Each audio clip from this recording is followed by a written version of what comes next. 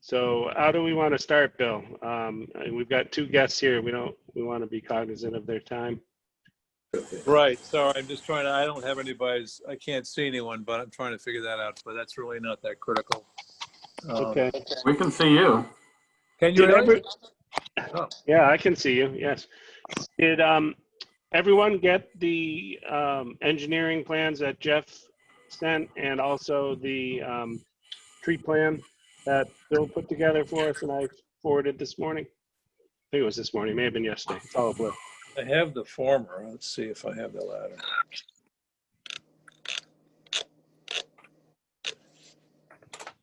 All right. So Can you share it on the screen?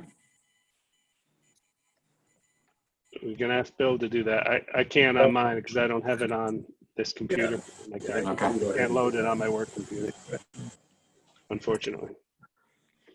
Let me see if I can find that. While you're looking for that, so Jeff, one thing that I noticed on the engineering plans that I think you need to coordinate with Andy and Paul Canoyer on is that pole that's located on, I think it's the east side, the side closest to the Grafton Inn. That pole is being relocated. Basically what happened was over the winter, a tree that we had that was next to the bandstand, it had a guy wire attached to it that held up a pole in front of the library.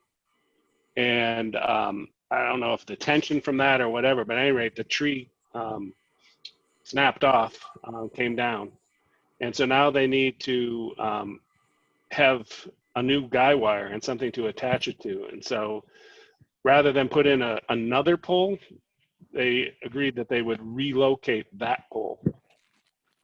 So I just think it needs to be reflected in the plans.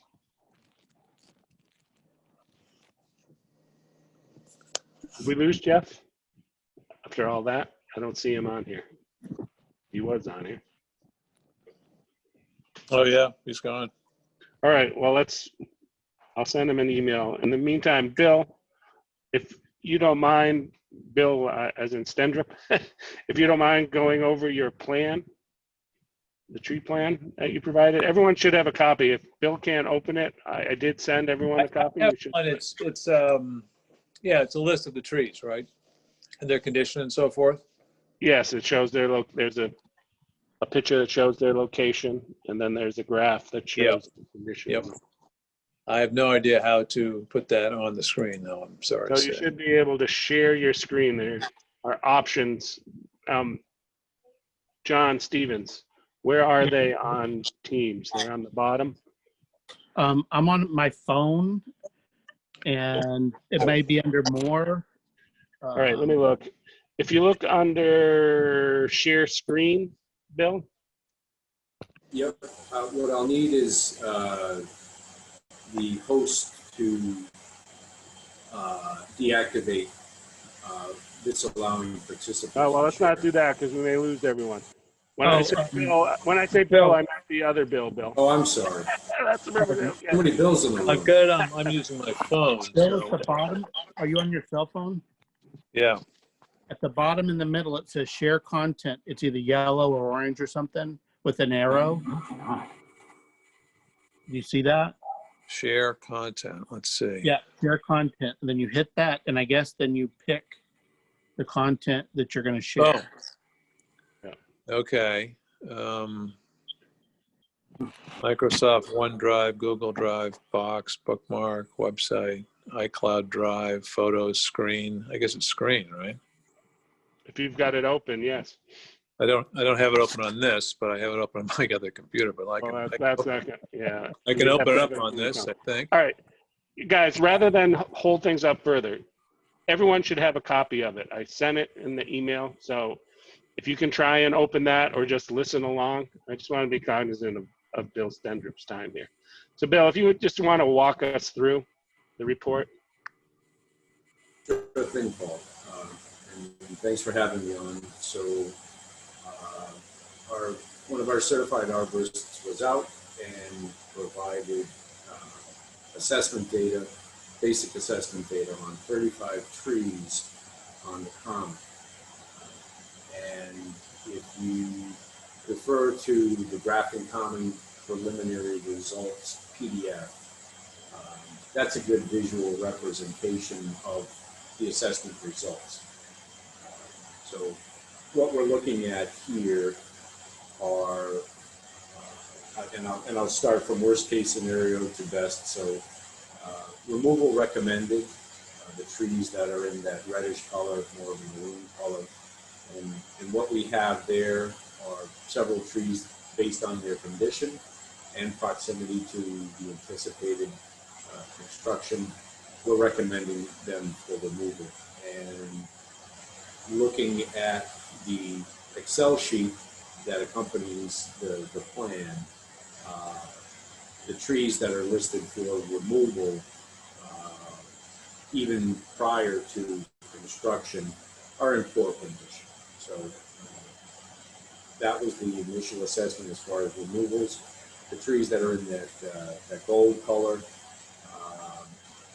are those that are going to require removal due to construction. The root systems are just much too close to the area of excavation. They're going to suffer loss of critical roots, not only critical roots, but structural roots. So we're going to destabilize those trees when you sever the root systems. And the root systems are typically between the upper 6 and 18 inches of soil. So if you're going down, excavating at any depth between 6 and 18 inches, you're likely to disrupt and destabilize those trees. So in total, we've got 9 trees, including the ones that we've identified originally or initially as requiring removal, and then the ones that will be requiring removal because of the construction. So The are trees there, that are- Bill, just to interject, so there, if I'm looking at this right, there are 5 trees that because of the construction would need to be removed, and then there's another 4 that based on their current condition you feel should be removed. Correct. Okay. All right. Okay. Sorry to interrupt. So No, those yeah, are no probably problem. some of the biggest trees. Yeah. Well, Yeah. the ones close to the walkway we know are, yeah. Yeah. And this is like a third of the trees. Yeah, that's a lot of trees. That's going to be, we're going to get a lot of pushback from that, I think. A lot of people will be unhappy about that. I've been in this chair a number of times, so I understand the pushback, especially in an area like this, larger trees. I guess the way that I look at it is these are our recommendations. We can talk about the possibility of having an arborist on site during construction for some of those trees that we've identified as being removed because of construction. Root systems don't grow in a perfect circle around the tree. So at the time of construction, an arborist can be there to observe and see if any of the structural roots are being severed, which would destabilize the tree. The problem with that, though, is that you halt construction and so the tree needs to come down because you've destabilized it. But that's always an option. And then we have a number of trees, the ones in blue, which we've identified as requiring supersonic air tool root excavation to discover what the actual root systems are doing with those trees. They're going to be affected by the construction. If they are, then that can be mitigated unless there are large structural roots that would need to be pruned. If you root pruning, there can be root barriers installed that will prevent those trees from losing the majority of their root systems. So all of those trees are in blue on the PDF. And then the trees in green are free and clear, in good condition. I guess no further discussion is needed on those unless someone wants to talk about them. But I think the focus is really on what we've recommended as far as removals, between those that are in poor condition right now or that are likely to suffer damage due to construction. Would the, I know you guys are talking about doing the air spading to evaluate further the roots. So on the trees that the construction will require removal of, are those amongst the ones that you would do that for, so that we could make an absolute determination that they would have to go? Not currently.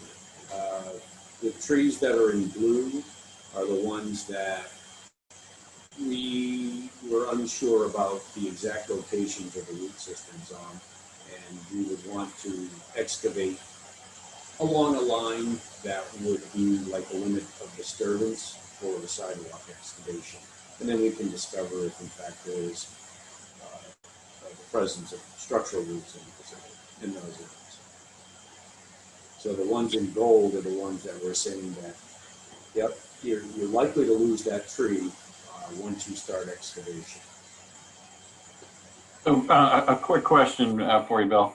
Of the red trees, the 4 that says removal recommended, are any of those 4 currently to the point where they pose a hazard? Well, they're in a condition where, I mean, hazard is sort of a catchword there. But because of their condition, I'm assuming that they are hazardous. Maybe not imminently so, but their condition is not going to improve, so that they are being recommended for review. Well, I see some that you've labeled as removing that are listed as fair condition. And then some that and those are ones you're saying remove because of the condition of the tree. But I see 2 that are construction will require removal, and their conditions listed as fair too. Is it safe to say that those should probably be removed? I'm just wondering if it's labeled correctly. Right. Well, see, when we assign a rating, a condition rating of good or fair, there can be factors that would tell us, okay, this tree is in fair condition as opposed to poor. But it's only because maybe it's got a little more canopy, but there are other structural problems with the tree or conditional problems with the tree that get it closer to a poor condition tree, even though it might be currently listed as fair. So the trees that are labeled as fair and are for construction removal, what will likely happen there is you're going to just degenerate the condition of that tree by excavating around the root systems.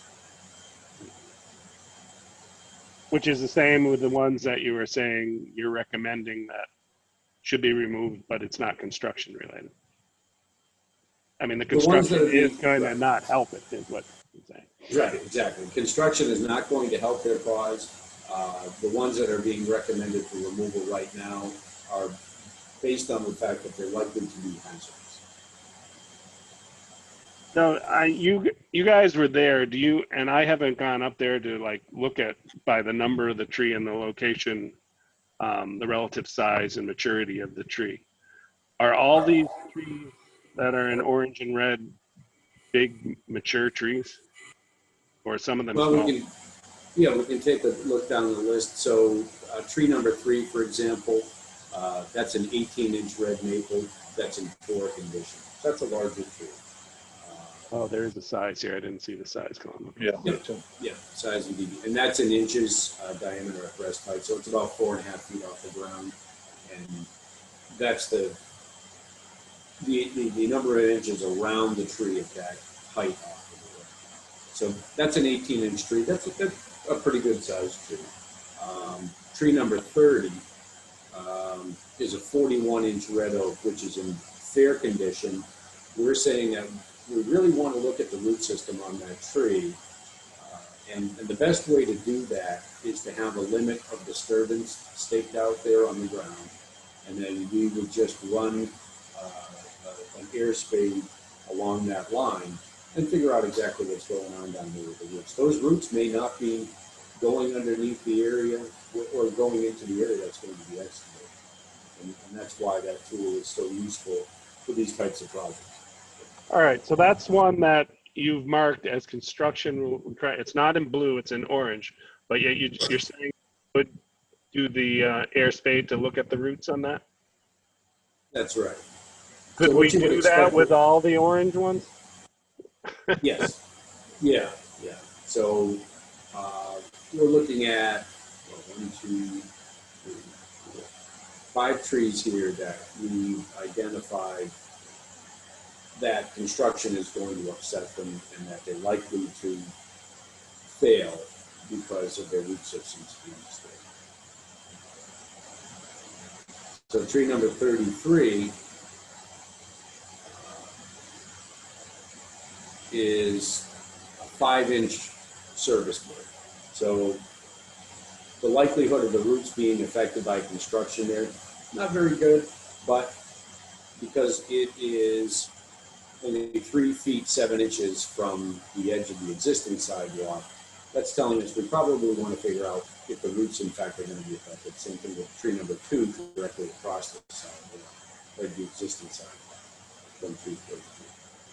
So really what the purpose of the air spading is to tell you, not theoretically, but in actuality, what are those root systems doing?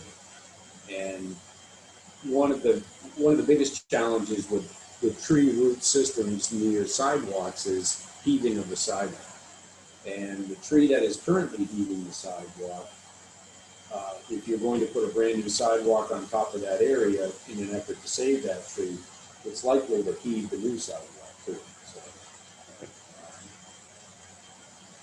I guess the way that I look at it, to kind of boil it down, is you either lose the tree and keep the new sidewalk, or install the new sidewalk, save the tree, and definitely run the risk of having it heaved by the tree roots. It looks like we would end up with one big tree left after all of this. I see one tree at a red oak, 44 inches. Yeah, right.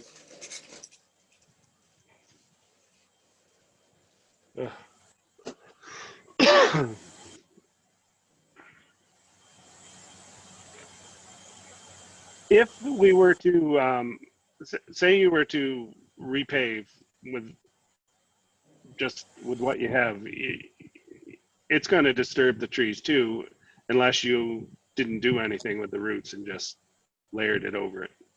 And then it's going to push right. The problem follows the excavation. Anytime you're digging down to put new base material for a new sidewalk or a new road or whatever have you, it's the excavation that disturbs the root system.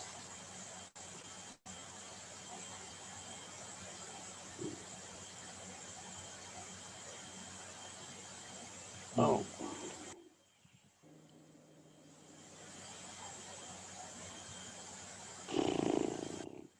Any other questions, guys? I know it's a lot to digest. Yeah, it is.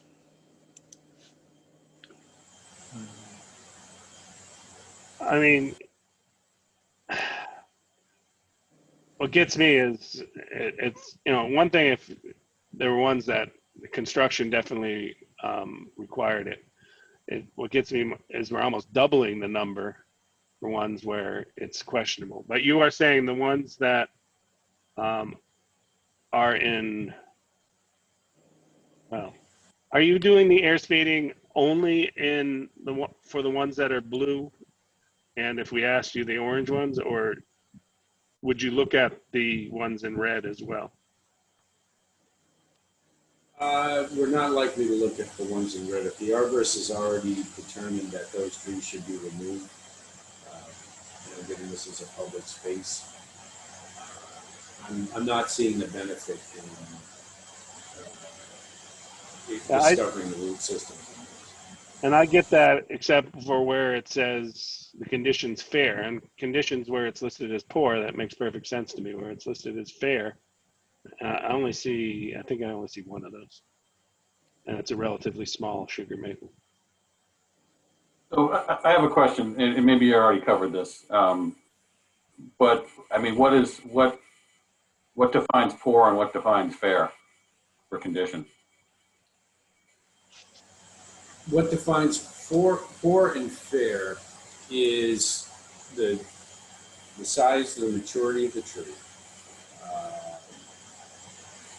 the canopy, the condition of the canopy, any defects in the tree, any observed defects, whether that be structural defects, if it's got poor structure, poor scaffolding branches, existing root system observed, if you can see any of the structural roots, the condition of those. Leaf surface, if that's observed. The size of the tree, well, the species of the tree too. So when we look at the species of these trees, we compare them to a list of trees that are a part of the best management practice that indicates that the tree is a good candidate for preservation during construction. It's either fair, moderate, good. So the condition rating is, it's an assessment of the species, the maturity of the tree. Is it a young tree? Is it mature? Is it over mature? And then structural defects, the canopy, does it have what a tree of this species should have as far as a canopy? So those are all of the elements that you want to look at when you're making an assessment of whether a tree is fair or good. So I guess to sort of circle back, if you wanted, we could revisit the tree that's listed as fair, that's indicated for removal, and develop a more comprehensive report on that tree, which is a risk assessment qualification report, which would indicate that it has this problem with structure, and it will focus on the one major problem, which would indicate the tree is fair in one rating system, but it's likely to be needing to be removed because it poses a hazard, whether that be the limbs that are rotting and are going to fall off, whether it be just the form of the tree, whether it has a significant lean to it. So the condition ratings as they are in the spreadsheet can be refined to discover exactly why the arborist indicated that tree should be. Yeah, because we have two that are in orange, saying the construction will require removal, that are listed in fair condition. And we have Which trees one, are you looking at for? that's tree 28 and tree 31. But then if you look at tree 12, that's one he's suggesting to remove, and it's listed in fair condition. So I'm wondering if, the ones that are fair, is I don't know. I'm just trying to decipher whether, if we weren't doing construction, whether these trees that are listed as fair but need to be removed because of the construction actually probably should be removed anyways. Anyway, Regardless. Yeah, because then it makes it a little bit. It's still a bitter pill to swallow, but I mean, it makes it a little more understandable. Yeah, we got to lose 3 trees because of the construction. These other 2 have to go because they're bad and they're not safe, and then these other 4 also fall into that category where we want to make sure that the common is safe for everyone to use. Yeah, I mean, I think we're at a situation here that the trees that have been identified in red and in orange, I think we have to have as much detail on the condition of those trees. Yep. So that were able to, defend their removal if necessary. But also just to, really, understand, whether or not they truly have to, Yeah. go, or is there a plan or options to potentially save them? So I think we need a high level of detail for each one of those trees. I concur with that. And Paul, question for you. If we do take down 9 of these trees, we don't have that kind of money in the budget, do we? But some of those are big trees. well, we actually do. In fact, I was looking at the budget earlier today, and we did do some value engineering not that long ago. Where the heck did mine? Oh, here it is. So if you remember, we reduced the number of lamp posts. We had budgeted for 10. We're reducing to 6. Mhm. And we had 16 benches, and we're reducing that to 10. If you look at just the cost of the lampposts and the benches, you're talking about 15,500 in savings, and that's not even counting any of the labor that went along with their installation and whatnot. So I think we do have a little bit of money there. We do have some money that we set aside for the trees in the budget too. It's a relatively small amount, but we did budget for it. And then we of course have our contingency fund, which is still we're right now at about just under 88,000 that we set aside in the contingency. Okay. So, Those and are big the trees. town can help with some tree removal, but bigger, if we have this many big trees, I would think we would need to have, professional tree service deal with those. But if they're small ones, we may be able to save some money that way. I know Paul had indicated that they're going to be doing some grinding of the stumps from the trees that were that came down over the winter. So apparently they have that capability. So maybe that's another way we could save a little bit of money. I don't think the town has that. I think they have to hire that out. They don't We'd have to ask Paul. And the other piece of this is, we can't just make this decision in a vacuum. Paul had indicated a year ago that before any trees could be removed up there needs to be a public hearing. Yeah, we'll have to have a hearing, right?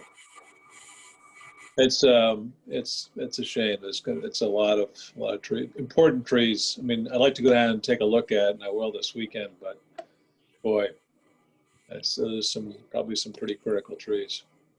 So Bill Stendrup, excuse me, I almost left out the T there, Bill. So with the next step in this would be to examine the root structures, right? With the air spading. Right. The next step would be to air spade along the limits of disturbance for the trees that are color-coded orange. And then that would further inform the spreadsheet report as to which trees we would recommend for removal and which we would recommend for preservation and retention. So would that really be just the ones in orange, or the ones in blue? Yeah, I was focused on orange. The ones in blue, we're going to want to excavate the root systems. The ones in orange, we're saying that construction will likely kill the tree or at least diminish its root area in such a way as to cause decline of that tree, and you're creating a hazard. So the blue color-coded trees are being supersonic air tooled to discover root systems. The orange ones, if you decide that you want to have a little more of a look at them, I trust our arborists that they saw the condition of those trees, compared it to where the sidewalk is, and I guess there's also been a slight expansion of the new sidewalk. So I guess given that, it's up to you to decide if you wanted to even look at that. I certainly, I wouldn't want to spend the time to excavate root systems for trees that we're pretty sure are going to suffer critical damage from excavation. And you would lump the red trees into that category? Well, those are the trees that we've indicated for removal, regardless of whether they were construction. So I guess we just need a little bit more detail, at least from the arborist on those then, in addition to obviously the work done on the blue ones. So is there a possibility that there could be more trees after they do that they're going to recommend? For removal? Yeah. Yeah. I know. And I was thinking about this morning on my morning walk, and these conversations are never easy to have, especially when you're talking about an area like this, public space. But when you have a capital improvement project that is going to affect the root systems of mature trees, you're going to disrupt those trees. So I guess the way that I look at it is you're either going to have a new sidewalk or you're going to leave the root systems alone. That's not my call, but I don't know if you can have both in this situation when you've got trees so close to that area of construction that they're not going to suffer significant damage because of excavation. And just to refresh my memory, what is the intended depth of excavation for the new sidewalk?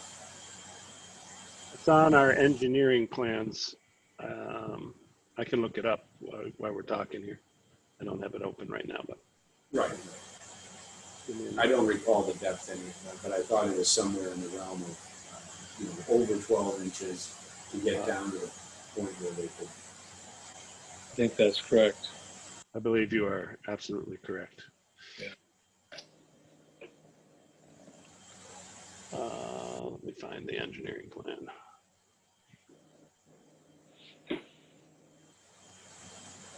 So yeah, it is a difficult and unpopular conversation to have with everyone, to let them know that for this capital improvement project to move forward, the arborists have recommended this many trees be removed, otherwise you're going to create hazard trees.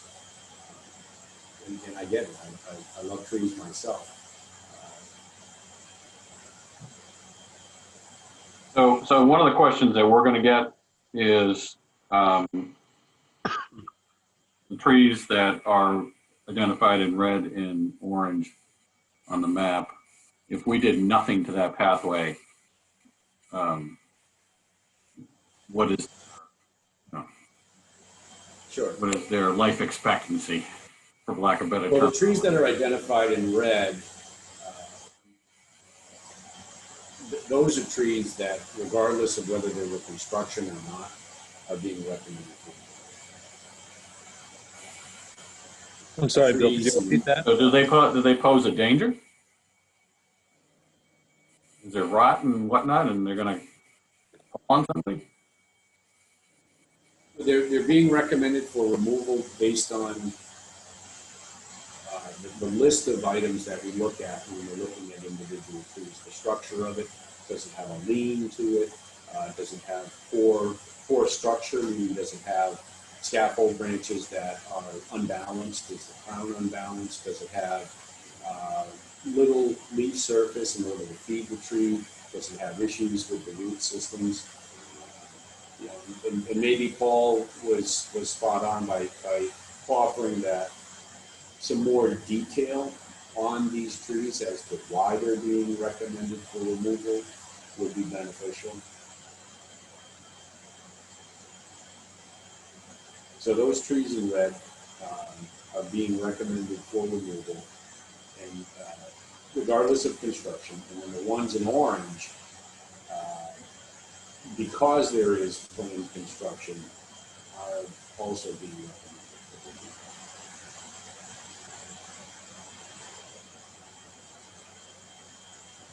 And those in blue that are close to the central pathway, some of those might, depending on how the air spading goes, might also need to be removed. Is that correct? So,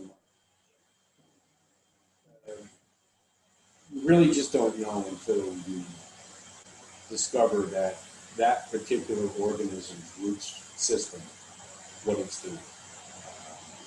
We base the critical root zone on a theoretical perfect circle around the tree based on the diameter of the tree, and we consider the species of the tree, its condition. So that critical root zone is the area in which you don't want to remove more than 30% of the tree's root system. These trees don't have perfect circles of roots around them. Some of them may have root systems that are on one side of the tree. Others may have, more roots on opposite sides of the tree. So you just don't know until you get into the soil, figure out what those root systems look like at the limit of disturbance.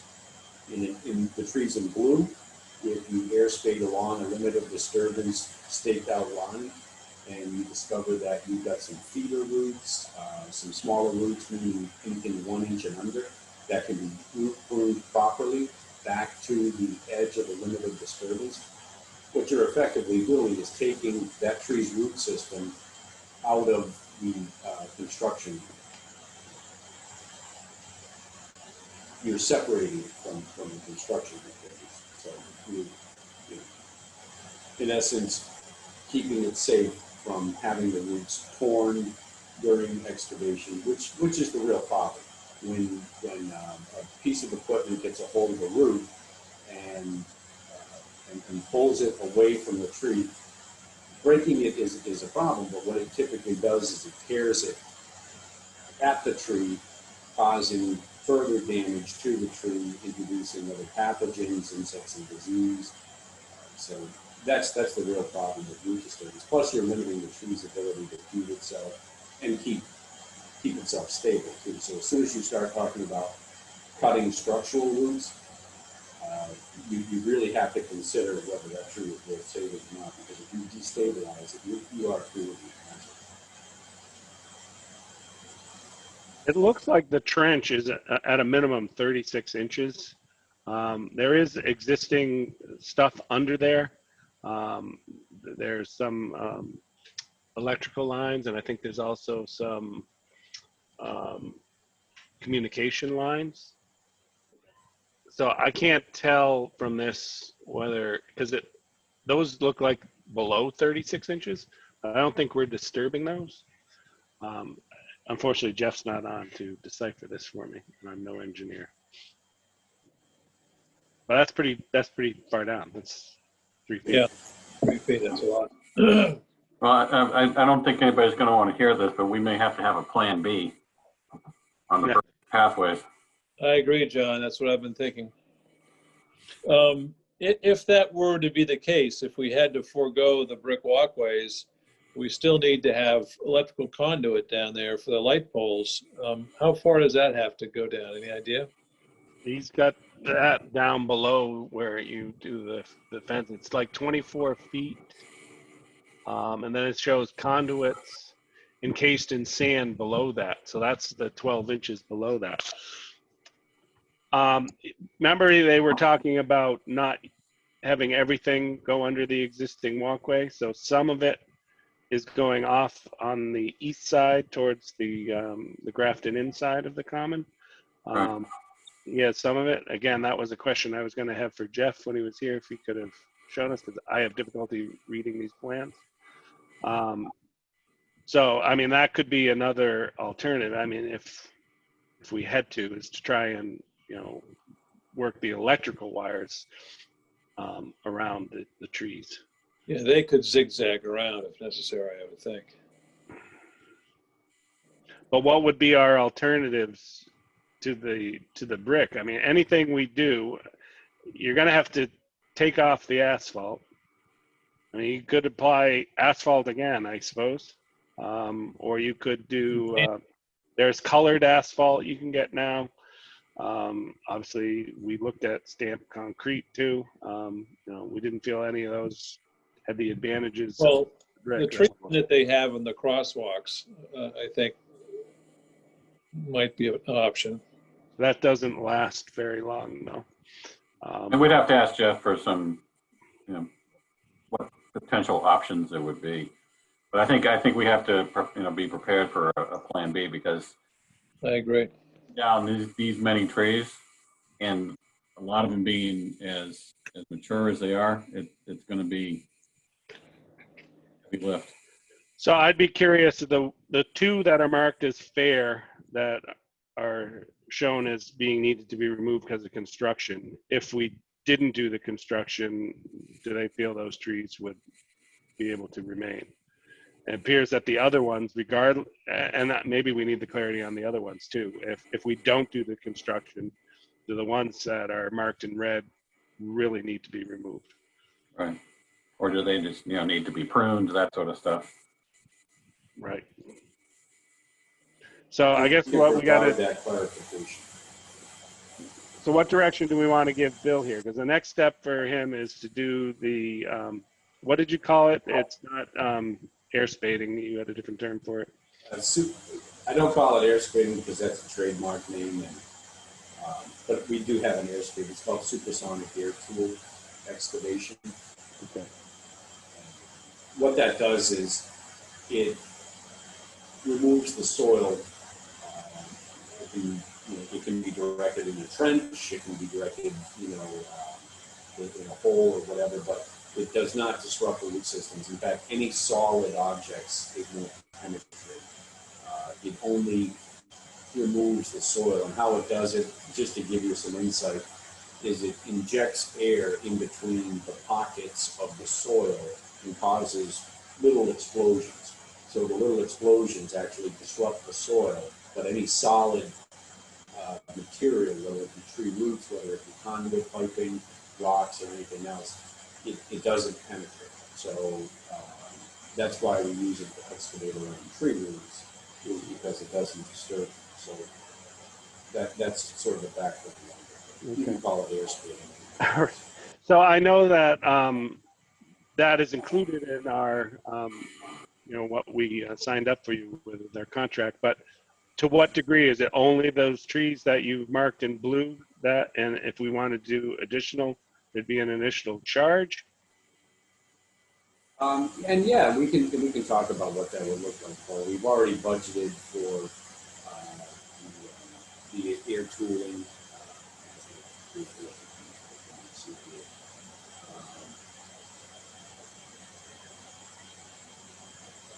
Yeah. So we have a line item for that. Yeah, it didn't reference a certain number of trees. That's all I asked for. Right, it doesn't reference a certain number of trees. What we were anticipating is probably a day's worth of work out there.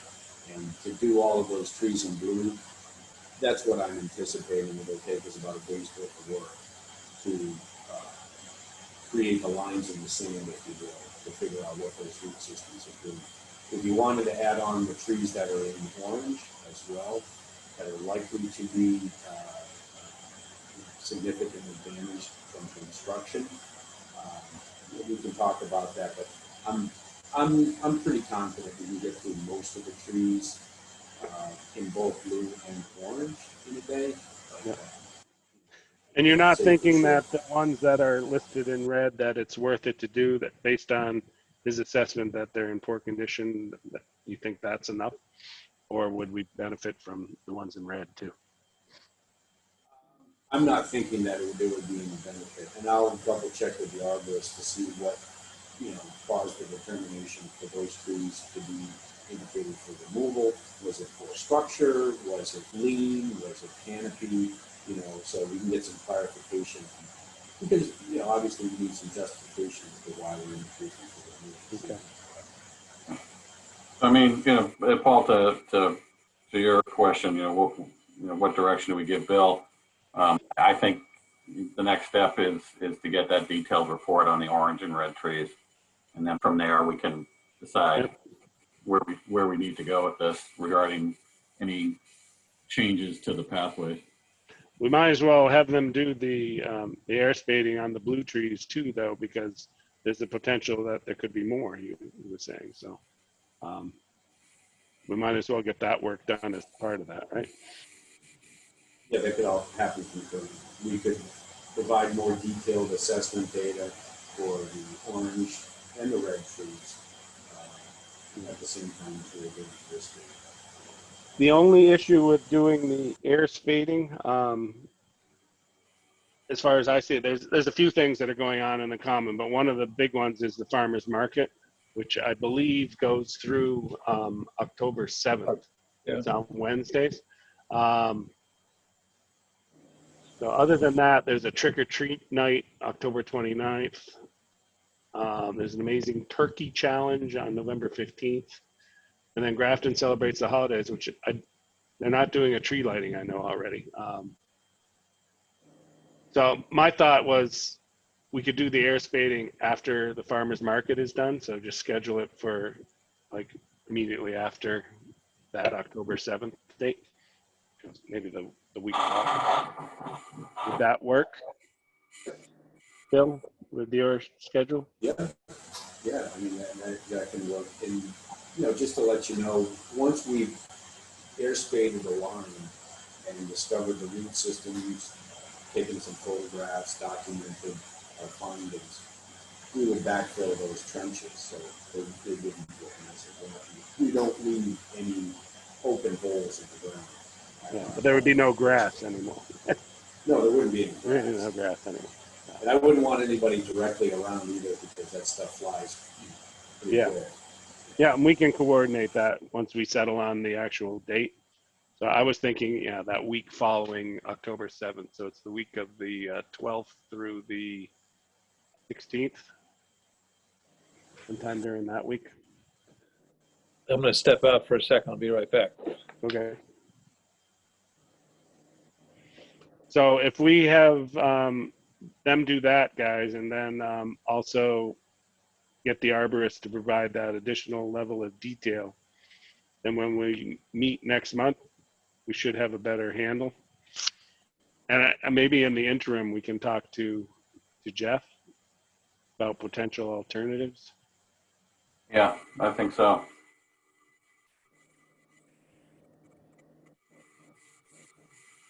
Bill will be saying, I was right.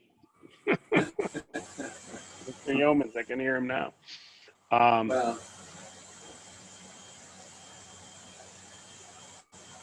All right, anything else on the trees? Or have we beat that horse to death? I can't tell the difference between the red or the brown or the green or whatever it is. So Oh, you're colorblind, my friend. colorblind. So it's either orange or yellow or blue or.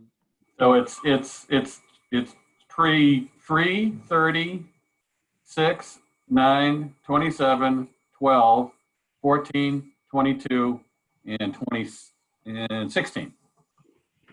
That are recommended to be removed. Those are the red and orange ones. The red ones are 3, 9, 12, and 16, and those are the ones that are for removal. And some of them, I mean, visually, you can, even me, can tell that they should come down. There's one tree that's right along the edge towards the country store that has hardly any canopy on it at all. Okay.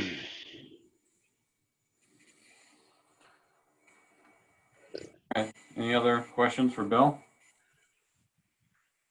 Well, does Bill have any more questions for us? Do you feel you know what direction we're looking for you to go in? I do. Yeah, and I appreciate the direction.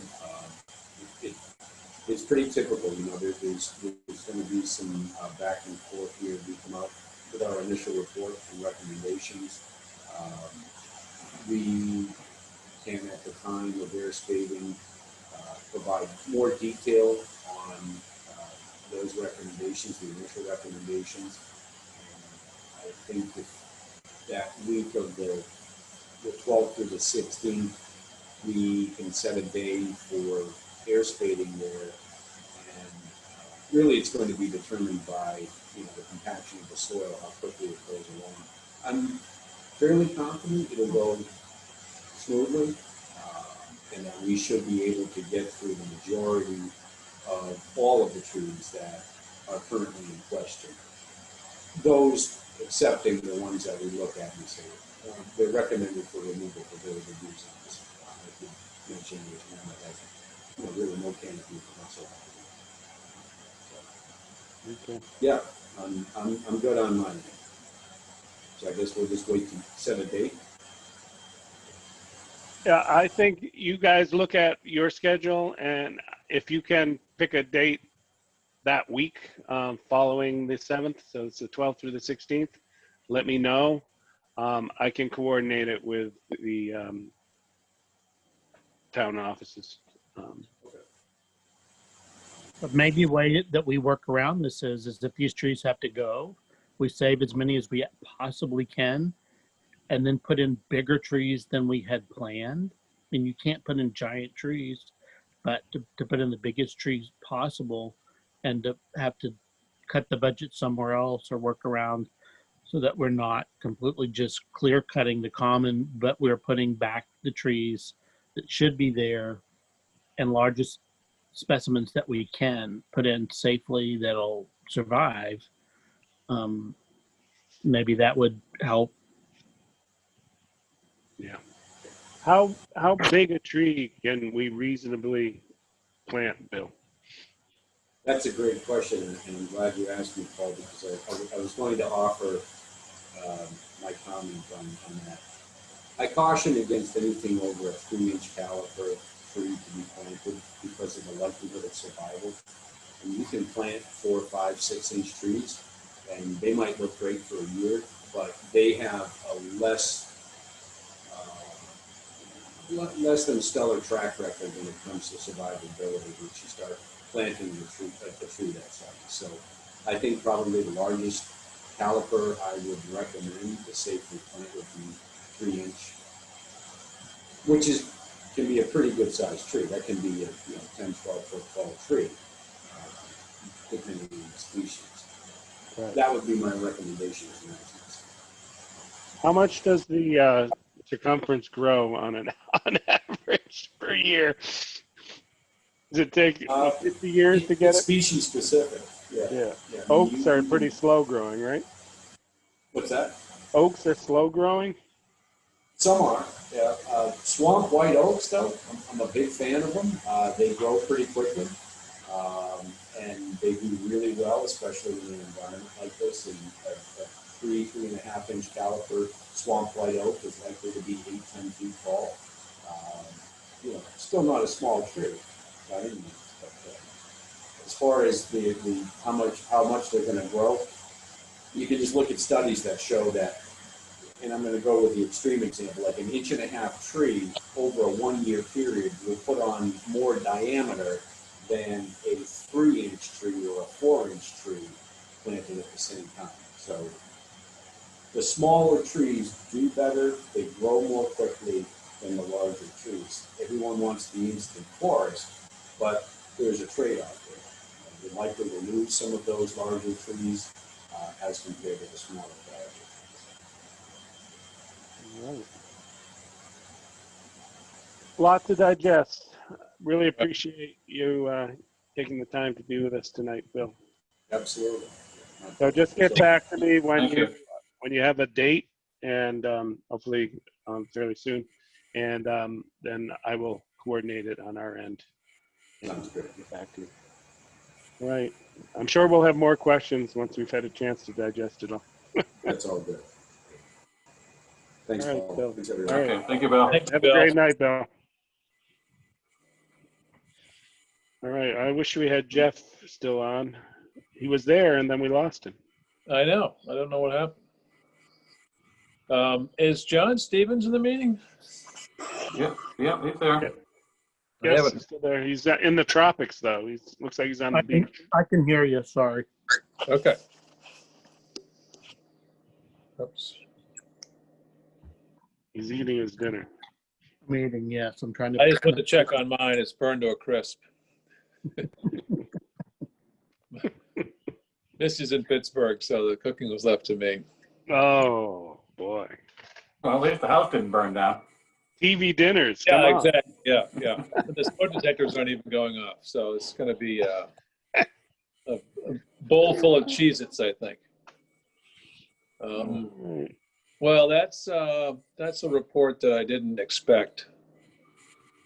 I knew it was not going to be pretty, but I didn't think it was going to be this ugly. Yeah. Yeah, yeah. I You think I'm kind of gonna, had to expect a few of the trees to come down, but that was a lot more than yeah, anybody was anticipating. I'm gonna take a walk down there tomorrow, the next day, and see, what trees are the ones that are in red and yellow or orange. Well, they're all the big ones along the pathway. Yeah, exactly. Yeah, There's only yeah. one. If we were to go through with it as he suggests, we'd only have one large mature tree left. Only one. And Yeah. there's the potential that some of these trees that are in blue might Right. not be able to stay either. Right. So it could end up with more than 9. Yeah. But if they're in the condition that the one that fell down, I mean, you don't notice it or you can't tell. But, if they're old, they're big, they're old, so they're going to be susceptible to disease and rot. And Well, I mean, part of the issue too is, the arborist is looking at the trees as they are currently, which means, in very little, if any, pruning or tender loving care has been applied to those trees. So, I think we got to, get that assessment and find out, if the trees were provided some attention, or would they be, would they go from poor to fair or fair to, Yeah. Could we save a few? In other words. yeah. Right. Yeah, if we could save at least one more big tree, so we have a couple big trees. I mean, oh my God. Well, is anyone interested in joining me down there sometime in the next few days, just to walk the paths and see which ones? I mean, I I think walk down there Yeah. at lunchtime with you tomorrow, Bill, if you're interested. Yeah, I'll be around. I can drive up, save some time instead of walking. It's my usual routine. You want me to John? call you in the morning? Yeah, I'll be at home, so All right. It'll probably be, late morning type of thing. I can do it anytime. Maybe like a little after 11, maybe. Sure. Okay. And we could go over and see Andy and take a look at his samples at the same time. Yeah, that's a good idea. All right. The other thing, since we're on the common improvements, the other thing I want to talk about was the arches. I did forward to you guys today the proposal from Mott Metals. I'm forgetting their name. Mott Ironworks. Mott Ironworks, yes. So very nice gentleman, talking to him, and you can see from his proposal it's still a very affordable thing.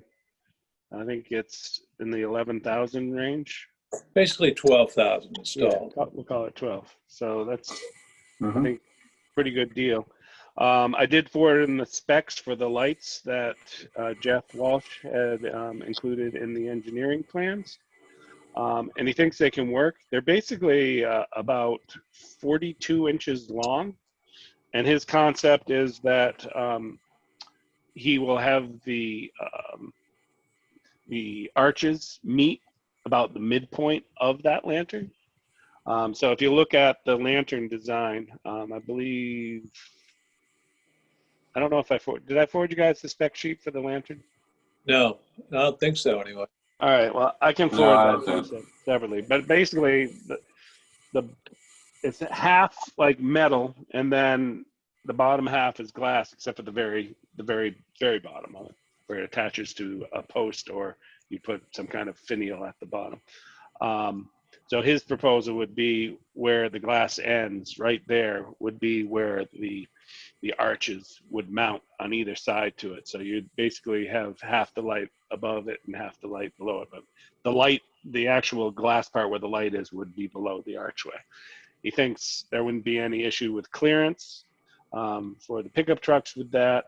But, he's a little in the dark on how the electrical setup would work for that, because the way, the version that is quoted in the engineering plans is meant for a post, But if you look at it, there are different configurations you can get, so it doesn't have to be a post design. But none of them seem to talk about what he's talking about doing. So it'd have to be customized. You'd have to basically drill a hole in the side where the post meets so that you could feed the wires through. And then the wires would have to go down the side of the lantern to the bottom where Well, the fixture is. underneath. Right. Yeah. So I don't know if they'd have to weld in some kind of metal, or I don't know exactly how to do it. I don't think he thought those plans through that far. He was thinking more about the archways, and it seems like we would need an electrician to be involved to make sure that whatever we come up with, that it meets code. So I don't know if this is something that we could reach out to Shepherd Engineering on. I know we were trying to keep it separate, but I think there has to be some tie-in.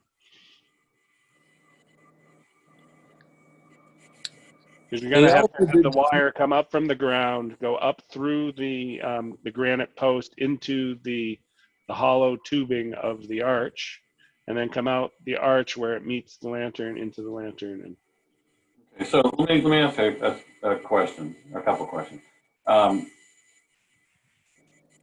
We got the regular lampposts going down the pathways. Yep. Is it just going down the long pathway, or are they going down both pathways? I sent you guys months ago a configuration when we were talking about reducing the number of them. Right. So they're going down both pathways. Okay. All right. So, so the lanterns for the archways, it's really kind of decorative. Is there, and I have no idea if this even exists or not, but I'm going to put it out there. Is there a battery operated option where we wouldn't even have to bother to hardwire it? Whatever we do is going to have to be decorative. Custom. Yeah, whatever we do is going to have to be custom. I just don't know if battery is the way to go. And I think as we reduce the number of lanterns, that it's more than decorative. I think it's functional too.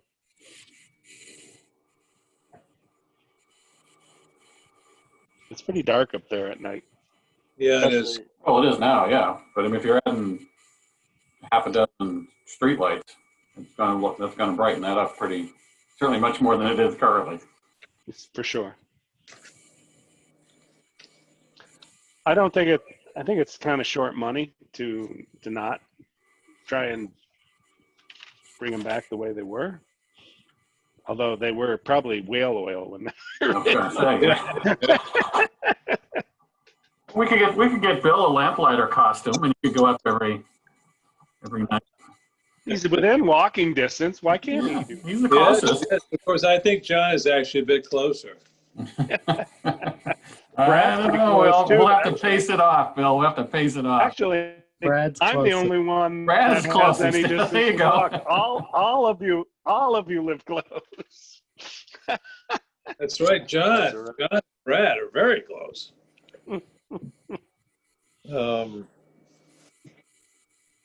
So is the lights going to I be don't know. like the ones on poles? The lights in the arches? Yes, that's what we envisioned, that it would be the same kind of light. Okay. And they do have a configuration where it, it doesn't mount on a lamp post, so it would have a bottom to it.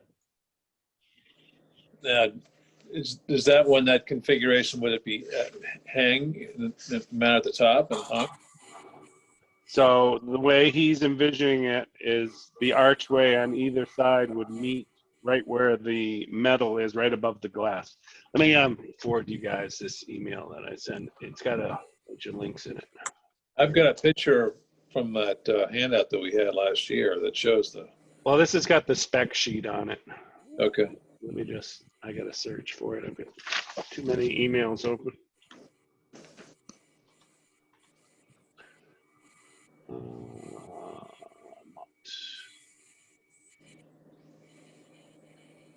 We could try to go sustainable and go with Solar.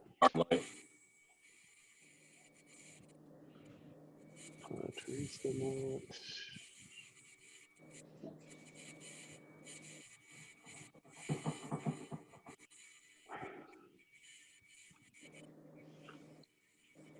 Too many emails going back and forth. I sent this to him on Monday.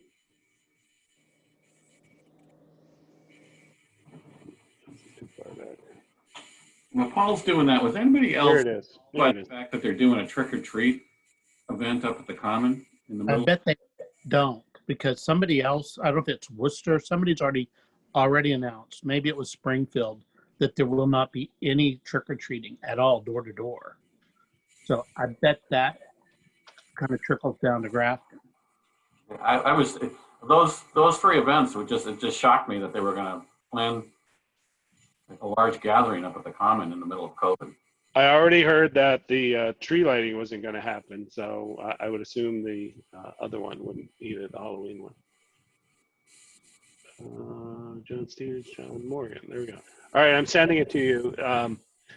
Most of it is stuff you guys already have, but the only PDF link is actually the spec sheet with the light. It looks very much like the light that is behind the townhouse.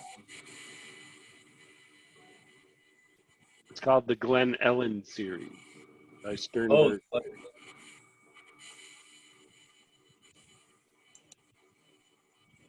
Oh, I was hoping it would be the Glenn Campbell. Or Glenn Campbell. Very talented man. Yeah. Wichita lineman. Let's see. Good song. No, nothing's come through yet. No, I haven't seen it yet. Rhinestone Cowboy. That's John Stevens, the Rhinestone Cowboy. I can see it. There we go. So there are different mounting configurations, and there's a link embedded in there that you can click on for it. There's a spec of the light. So you can see in the picture in the top left-hand corner, the top part is metal, and the bottom, most of the bottom is glass, other than where it attaches to the post. So right where that metal is, above the glass, that's where they're talking about having the archway on either side come into it. And then the wire would have to be fed through on one of the sides. But it's all glass, so you would have to, run the wire down somewhere. Bottom of it? On top of it? No, inside. You would have to drill a No, hole. no. I'm looking at the spec sheet. Yep. 962 TC. Yep. Right. Yep. That's it. Where would the archways connect to the lantern? So, in looking at the picture that's in the left-hand corner, right above the glass on either side would be where it would mount. So you'd have the part that's the glass would be hanging below the mount, and everything else would be above the archway, which is pretty much like, if you look at, it's hard to see with, probably the best representation is the artwork, the Common. They had a picture of it that was drawn. And you can see that's kind of what it shows here. The light is mounted. This one, it looks like it's almost at the lower part of it rather than the top. So there must have been like a metal base, and that's where they. Yeah, I mean, the historic photo looks like the lantern was almost completely hanging underneath the. We want to have truck clearance too. And which picture are you looking at? I'm looking at the one with looks like a 4th of July event or some sort of event. Yeah, and that's not the original light. That's either an early electrical light or gas. That's not the coach lantern. You can kind of make it out if you zoom in on it. You can see it. We don't have any real good pictures of the original light. The only thing we really have to go by is that drawing.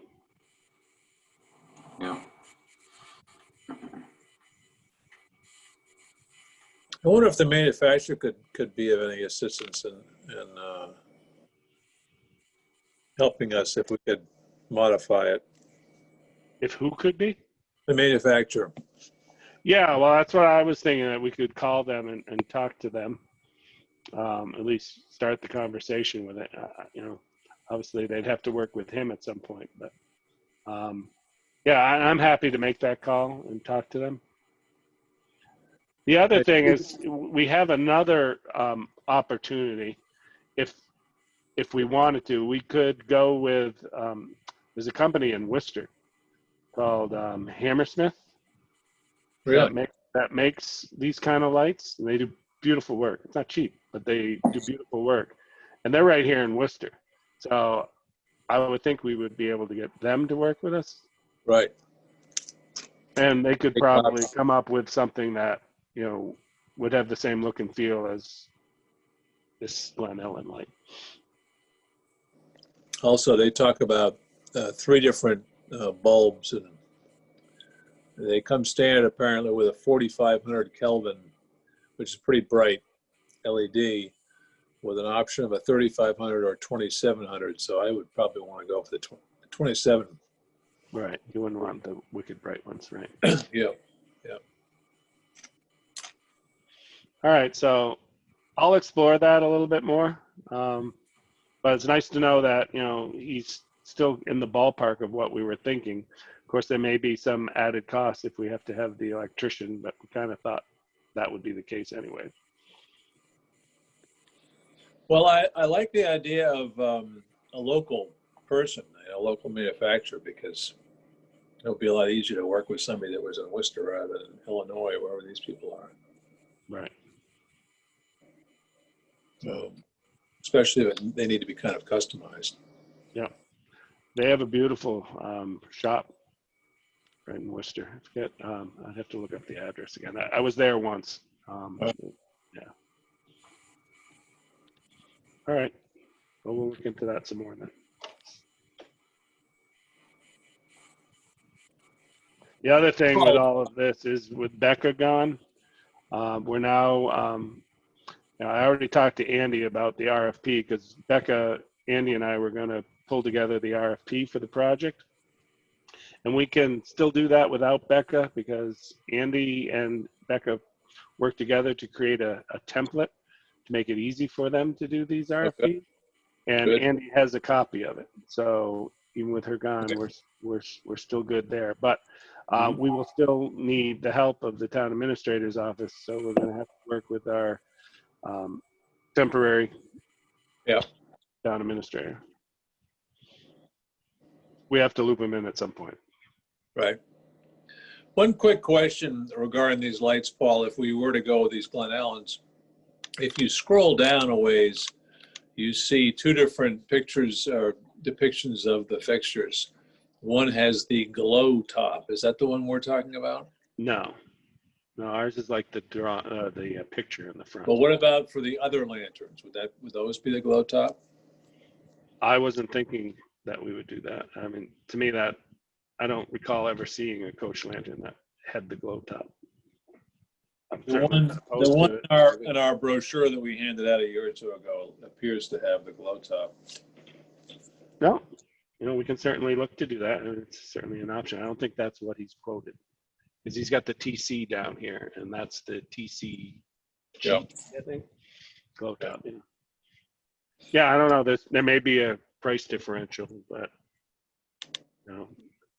the cost of the fixture is negligible, I would say, compared to the installation. Yeah. Okay. Well, anything else regarding the common project to discuss? No, just Bill, just tomorrow, text me when you're planning to go down there. My meeting at 10 doesn't go too long. I could probably meet you up there as well. Well, I mean, I can do it later. What about you, Paul? Could you do it a little bit later than 11? Like what time are you thinking? Let me look at my calendar. I can do 11:30. More than that would work. Okay. Good. No, 11:30 is fine for me. All right. All right. John Stevens, how about you? He's in school. I have Yeah. lunch at 11:30, but it's only for like 20 minutes, so I don't think I could do it. Yeah. Okay.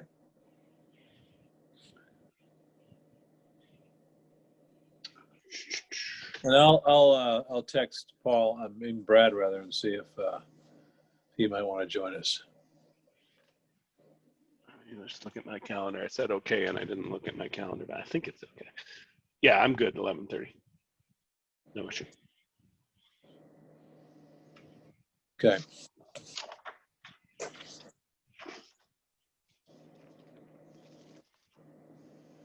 So I guess Andy must have gone late on his, or either that or he couldn't get in. He said he couldn't make it. He sent Okay. an email saying he wasn't going to be able to make it. Let me find his email. I can read you what he said. Had another meeting. Well, earlier he said he had another meeting, but he didn't know how long it would go. He might be able to Yeah. get in. Right.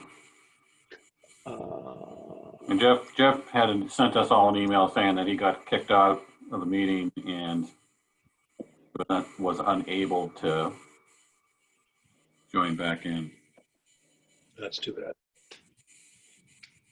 That's all right. We'll loop back with him. Just so, yeah, that I was saying before we realized he was gone. The plans he has that don't reflect that pole being moved from by the entrance on the east side of the common near the grassing. So that needs to be updated. So yeah, actually I had a question on that because I was up there over the weekend walking the dog, and I saw the stake for where they want to put the pole. And I was looking, they're talking about, pole that's in front of the library right there on the corner. And when we talked to Andy, it seemed like, did we talk about having the pole closer to almost like right across from where the library pole is now? There was a pole there that was being added, I think. And the question was whether or not the guy wires to support it, whether they would have to encroach on the common and go on the other side of the fence, or could they be kept on the outside of the fence? That's my recollection. But it seemed like to me that they're making a long stretch to get to where they want to put that new pole versus if they just moved it up closer to the library area and like where the parking spaces are along the before you get to when you get onto South Street. I think there are two poles though. There's one there, and then there's one on the other side of the entrance on that side. Was that Paul Canoy? There isn't a pole. There's I'm talking about like where when they did the road work, they added the handicap sidewalk entrance, and then there's one there, in. and then one by the entrance, further up, like across from the inn.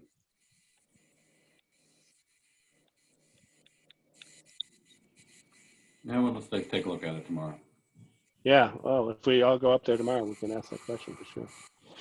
Walk it with Andy, because I think Andy did explain it pretty well, but I also think if you're there and physically can say, why can't you just put it here? You might be able to get a better taste for it. Yep. Should do that tomorrow.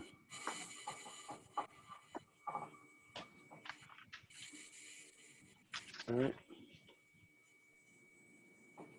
So we don't have any other applications or anything, Bill? No applications, no. Nothing for the Grafton Inn? No, nothing. Nothing on He seems to be outdoor doing dining? very good business out back. Hmm. I go by lots of evenings, and my God, he's packed in that little tent out there. Really? Yeah. Does he do anything indoors, or is it all outside? I don't know. You see some people on the patio by the over by the old bank building too, but the back tent seems to be really packed. I mean, it probably was tonight, you know, Wednesday, Thursday, Fridays, Saturdays. It's really busy. He's picking up customers from the tavern. Yeah, probably. Yeah, that was a shame. They give them the go-ahead. They spend all the money on, those picnic tables and the fencing and all, and then they pull the rug up. Did they just decide that not enough people were coming? Was that what happened? Well, they clarified the ruling is that you can't be primarily alcohol based.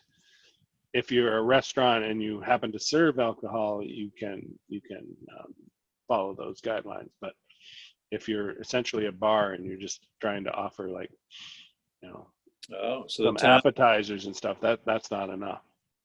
Oh, okay. So he wasn't allowed to, because I went by last week and thought, maybe I'll go down for a drink, and there was no one there. No, they had to close down. So whatever stock he had left of beer, apparently they had a party last weekend. Or was it? No, it was Labor Day weekend. They had a party to use it up, so it wasn't going to waste at least. Yeah, I mean, it's a sizable outlay of capital to put in the fencing and buy all those picnic tables. And Right.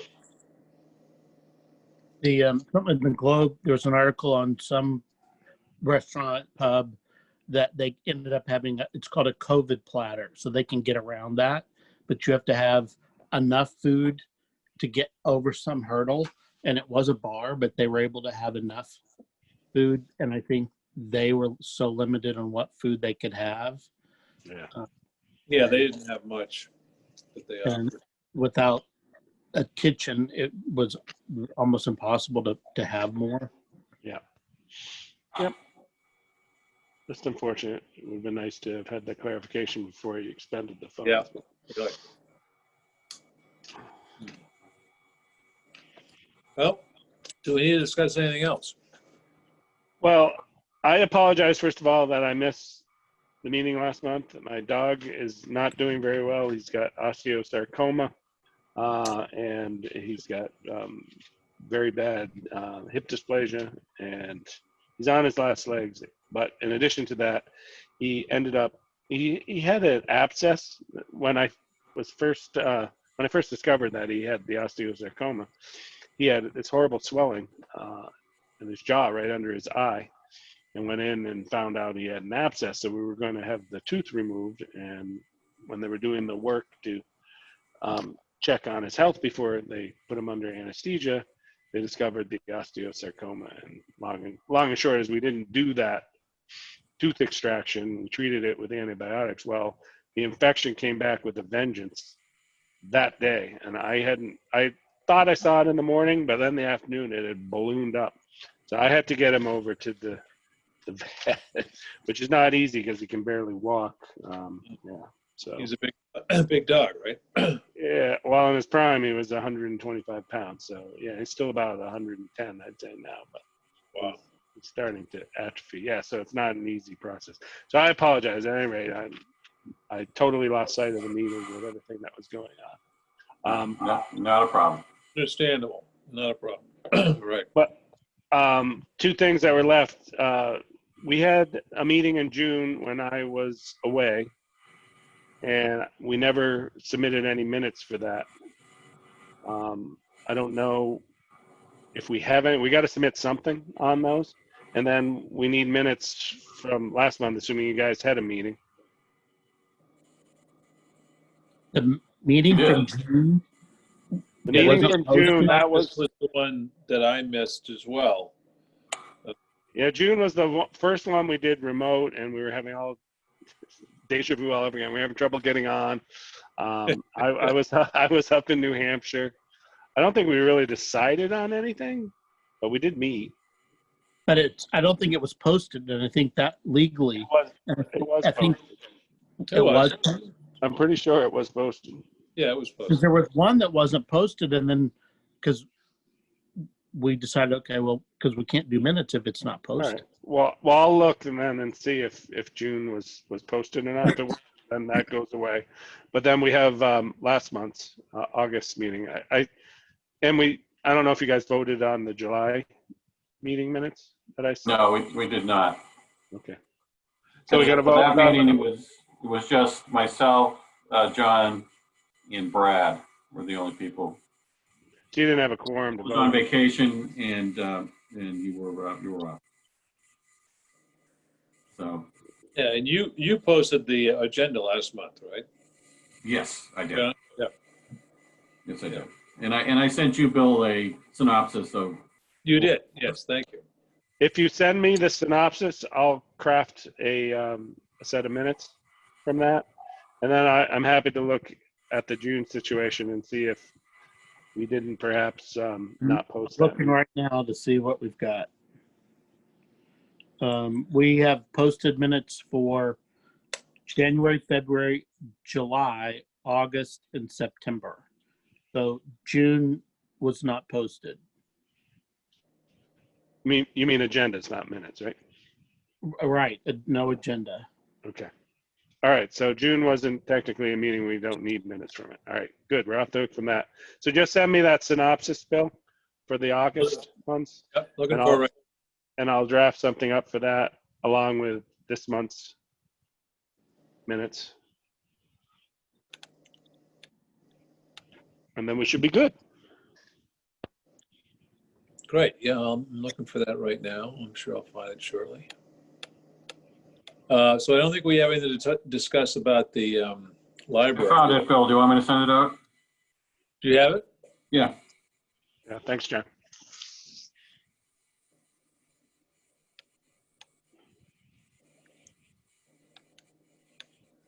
Yeah. Well, we can visit Andy tomorrow while we're up there. So there'll be 3 of us. Exactly. And then John, you and Brad can meander over there at free will because you guys live right in the area.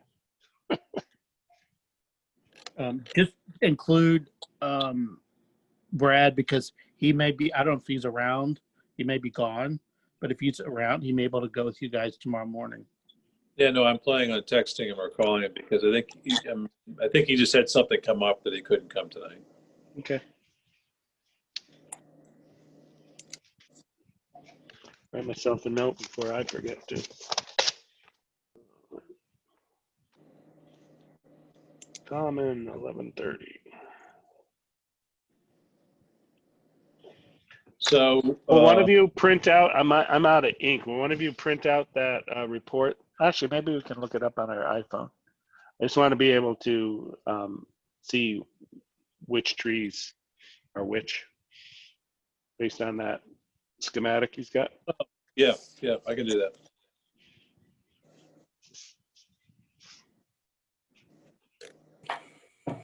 Do that right now.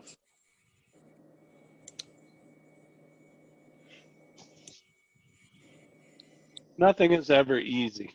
This project is challenging. Exactly. It's going to be nice in the end, no matter where we end up.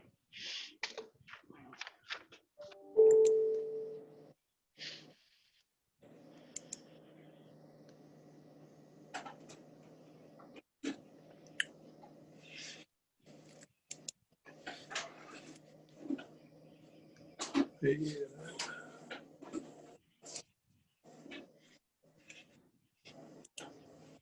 What did you do to your ear, Bill? Did it say air? Ear. Well, Oh, I his ear. went to get it pierced, and they made Oh, him I didn't see it. Did you? pierce his ear. I I had this. I I had was this. gonna With ask your if cat? I was going to ask if you had a fight with Mike Tyson. Yeah. I had this weird growth on it that got to be really disgusting looking. It was like a wart right on the top, and it was really conspicuous. So it took me a while to get into the dermatologist, and I'm like, finally the day has come, and I went in there and I said, take that damn thing off, and so she lopped it right off. Wow. Oh. Hope you heal up quick. Yeah, thanks. Yeah, I'm sure it'll be fine. Joys of getting older. Yeah. Yeah. Getting old sucks, but it beats the alternative. I got a call about this time last night from the neighbors on Oak Place saying, Bill, do you realize there's an ambulance in front of your mother-in-law's apartment and they're taking her out? I'm like, nope, didn't know that. Raced down there, and she didn't want to bother anybody. She's having difficulty breathing, so she called 911, did the right thing. Thought she might have had the virus because she was also a little warm, thought she might have a fever, but it turned out to not be the case, fortunately. But she's still in the hospital. There's run tests and so forth. Well, We just moved keep a my good mother. eye. We just moved my mother-in-law to a condo in Shrewsbury, just over the line by the community animal hospital over there. Oh yeah, nice. So that's been a whole process. That's close by for you. How old is she? 83. Okay. Well, my mother-in-law is 91. Yeah. And She's a young 83 too. She's like tech savvy. She's got an iPhone. She, does all the electronic stuff, email. maybe she can come over and help me get these Zoom meetings going. Probably good. Probably good. She's pretty with it. Or maybe she has an extra room for Bill. Yeah, exactly. I'm going to list my wife next time to help me out. Well, should we call it a night and meet tomorrow? I think so. Sounds I think good. we covered everything. I'll motion to close the meeting. I'll entertain a motion to close the meeting. I'll second John's motion. Okay. Meeting passed. Motion passed.